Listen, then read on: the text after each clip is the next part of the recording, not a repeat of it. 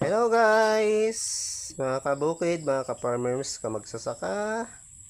Ganon din. Hello din sa mga taga city, mga taga Manila. Ayan. Dito sa amin, share ko lang ang buhay probinsya. Simpleng buhay bukid. Ayan, masipag ka lang sa bukid. Libre lahat ang pagkain. Yan labong, libre yan mga kabukid. Kukunin lang natin sa puno ng kawayan. So ang papaya, libre din. Dragon fruit, libre din. Mangga, yan libre din ang mangga natin mga guys. So ibang may tanim. So pinya, libre din yan. Lahat yan mga guys, iani natin sa bukid. At syempre, hinog na rin yung ating giyabano. O diba?